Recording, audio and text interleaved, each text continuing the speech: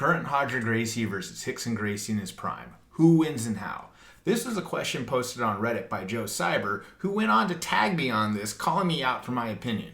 Well, Joe, I'm going to give you my opinion. I'm not only going to give you my opinion, I'm going to give you a little background and history, and I'm not going to cop out on this. I'm actually going to pick a winner between the two of them.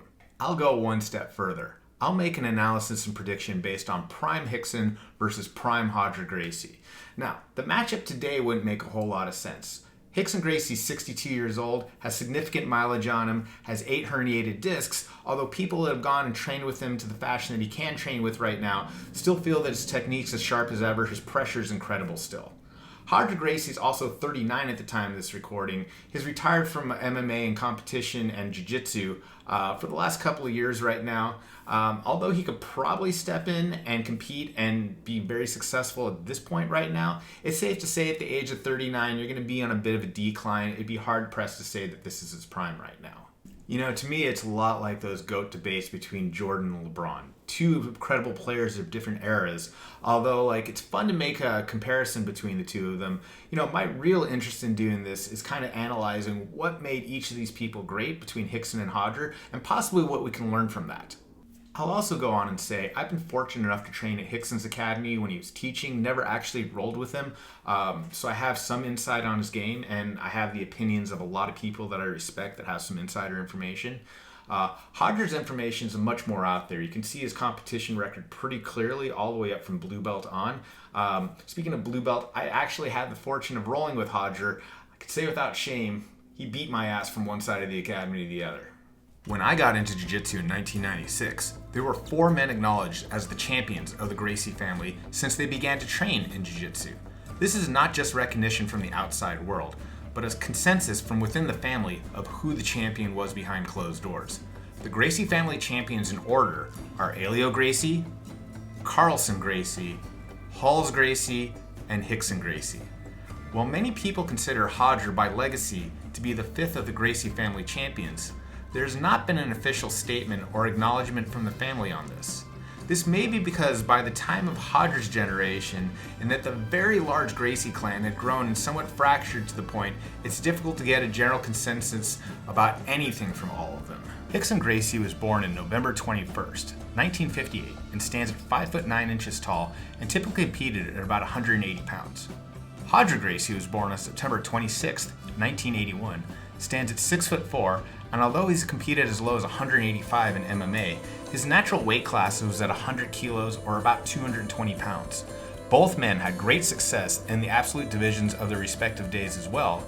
Rickson was never known to cut any weight, while Roger would occasionally cut weight for certain events, but probably had his greatest successes not cutting weight for his matches. One thing that is underrated about Roger, but reported by many people who have competed against him, is his great physical strength. Certain feats of Roger in his competitions days demonstrated this, such as his holding his powerhouse such as Busheka and a seemingly awkward guard, as well as shredding Robert Drysdale's kimono at the World Championships. Rickson was also known for his physical strength, as Elio called him the strongest of his sons, although we're not certain if he's talking about just his pure physical strength or his overall fighting ability. Rickson should also be known for being far ahead of his time when it comes to physical conditioning, which is documented in the film Choke, including yoga and breathing exercises, animalistic movements, band training, and working on unstable equipment. Now, the so-called Rickson aura was something that was talked about a lot over the years, but I will say that was evident, apparently, even well before the UFC. In 1989, Playboy had an article about Roger Gracie, but they made clear to say that Rickson Gracie, who was only knew through photographs at that time, had a different look about him, even among his brothers and his father. A little less is known about Rickson's competition record, as he had his last sport jiu-jitsu match in 1988, fully 5 years before the world at large was exposed to jiu-jitsu through the Ultimate Fighting Championship. It is known that at the time that one of the reasons why Royce Gracie was actually selected to compete in that venue was because he looked more the part of an everyman, while Rickson had the look of a killer, and Royce winning would have been a better advertisement for jiu-jitsu, although Royce was always quick to point out that his brother Rickson was 10 times better than himself. That notoriety got Rickson an invite into Japan Valley Tudo, where he won 8-man tournaments in consecutive years and was later instrumental in the forming of Pride Fighting Championships. Rickson was undefeated in what was then called Vale Tudo. Still, Rickson's jiu-jitsu record is harder to talk about because while consensus is he never lost a match and always won by submission, footage is harder to find largely because of the time frame these matches occurred. Some famous matches include 2 bouts with his cousin Rigan Machado, which both ended in submission, and a legendary bout with Sergio Pena, who was leading 18-0 until Rickson came from behind for the submission victory. A lone loss comes in a Sambo tournament courtesy of a thrown by Ron Tripp. Although Rickson has disputed that belongs on his record, as he didn't understand the rules of the match. Ron Tripp apparently threw Rickson for Ippon, but was immediately placed into an armbar. Roger's career is very well documented, and a great deal of attention has been paid to him since his blue belt days, with every match recorded and available for review since then. Roger's career has been stellar, including 7 IBJJF black belt titles at his weight class and 3 more absolute titles. His run at Abu Dhabi Combat Club 2005 saw him take both his weight and the absolute titles with all submission victories, a feat unprecedented at the time. Although Roger is not undefeated, he has suffered from some close losses on points, but the fact is he avenged every loss. He has a very high submission percentage overall, including in his retirement match against another consensus GOAT candidate in Marcus Buchecha Almeida. Many people consider Roger the GOAT of the modern era. I've been lucky enough to be around sport jiu-jitsu for a very long time, since the start of my career in '96, and I can honestly say, in terms of presence or the feeling when you see this guy get onto the mat and alive, nobody's had the presence or aura that Roger Gracie has. Every time he got out there, you knew you were witnessing something special, possibly being a part of history. I do believe that Rickson was far ahead of his time in terms of what he did for physical conditioning, and more importantly for his technique. Rickson is known as a perfected fundamentals of jiu-jitsu, and had the ability to break down things on such a molecular level that simultaneously makes you feel that things are incredibly simple, but at the same time makes you question whether your own skills or your own knowledge of jiu-jitsu is even valid. This is just not my opinion either.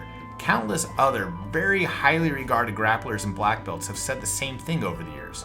Plenty of credible anecdotes of world champions coming in to train and learn from Rickson and coming away humbled and in awe. There is a very famous story that was verified as true to me by several parties and participants that after World Championship, Rickson gave a seminar to the top sport players of the day and tapped 20-something of them out in a row. Now I'll grant you that training roles are a different thing than competition roles, but you also have a reputation of being the man. You know that every single person that comes into roll with Rickson was determined to give him his A game and see if they couldn't be the one to crack Rickson's invincibility aura. No stories exist of anybody who actually did, although you have to think about the years of being in such battles after retirement from a competitive career certainly had an exact a toll. Roger has no such stories about him in training, and I've personally witnessed sessions where he seemed more human. However, Roger always had it when it counted, and I firmly believe that the tough training is where you actually discover your toughness and forge your mettle for competition. As such, one of the more underrated aspects of Roger's game is his defense. You simply cannot put him in a place where, given a long enough timeline, he's not going to escape, dominate, and eventually submit. The strategy to defeat Roger in sport competition was essentially to try to delay the inevitable until time ran out, but he very rarely looked like in his competition career that he was ever in serious danger. If Rickson is known to be ahead of his time in terms of technique, Roger is almost a throwback, and with his perfected basics, he dominated the era of jiu-jitsu that saw the rise of a more sport-focused modern jiu-jitsu with different innovations. It didn't really matter to Roger, he was going to do what Roger does. If either man had a weakness, it would be the takedown game. It was usually enough to get them where they wanted to go in most contexts, although we do know of Rickson losing that match to Tripp by throw and having to work hard in some of his Vale Tudo matches to get it to the ground. Roger's lack of throws earlier in his career certainly cost him a few matches and championships. However, he did work on his judo with the famed Neil Adams and improved his takedowns and takedown defense later on in his career. So now we come to the question we all want answered. Who would win a match between a prime Rickson Gracie and a prime Roger Gracie? But before we can answer that, we still have to talk about the format and the rules and what type of match we're looking at. I'm assuming we're talking about a Brazilian Jiu-Jitsu match, but even from there, the rules and the context could make a big play on this. I'm going to go ahead and go with the last match that Roger had, the super fight he had against Buchecha in the Gracie Challenge, which is a 20-minute match under IBJJF rules. And in my opinion, the winner of such a match would be Roger Gracie. You can make a compelling argument that the personal technique of Rickson Gracie and Roger Gracie, as has been displayed within competition, are nearly comparable, even if you give Rickson a slight edge on this. However, one thing that you can't dispute is that Roger is much larger and stronger than Rickson Gracie is, which would give him a significant advantage in the match. Furthermore, it's pretty difficult to imagine either one of these gentlemen tapping out to a submission. Although they could possibly get choked unconscious by one or the other, they're definitely not going to tap to a joint lock. Roger already made that mention on his first match against Buchecha, and if you watch the film Choke, Rickson's wife at the time, Kim Gracie, expresses her to her dismay that she was worried about Rickson getting hurt because she knew he wouldn't tap to anything. But aside from their ability and willingness not to tap to things, they're also both known for their stellar defenses. Neither one of them been caught in a submission, as far as we can tell, during their entire competitive careers. I actually think a tournament-style match should be determined by the takedowns in between Rickson and Roger. Again, we identified that as possibly a weak point between both of the competitors, but with Roger's size and reach advantage and the fact he worked more diligently at his judo towards the later point of his career, I think Rickson would have a hard time taking him down and thus establishing the position that he would need to establish to defeat Roger in a tournament setting. Now, again, given that I think that the ability between the two of them is close, the great big equalizer in the fact that not necessarily one of these guys would want to win on takedown points, neither one of these guys would do that. They'd both be going for the submission, but the fact that Roger would have a better chance of dictating the position than Rickson would on a match between the two of them makes me lean towards Roger for the match. Now it adds a more interesting question. If you were to make it a no time limit submission only match, as some Gracies were rumored to champion behind closed doors, then who wins the match between Rickson and Roger? That's a much tougher call in my opinion. That's such a tough call. I'm going to have to think about that a bit more. Maybe I'll make a second video about that. Hey Joe Cyber, I hope that was a good answer. Thanks for giving me the opportunity to play along. If anybody else out there on Reddit or on the YouTube channel, or if you find me on Facebook, or if you're one of my students, would want to discuss any of these types of questions, I'm all game. I'll try to give you the best answer that I can. If you like this channel, do me a favor and subscribe. Click that link, like, share, all that good stuff. Thanks so much, team.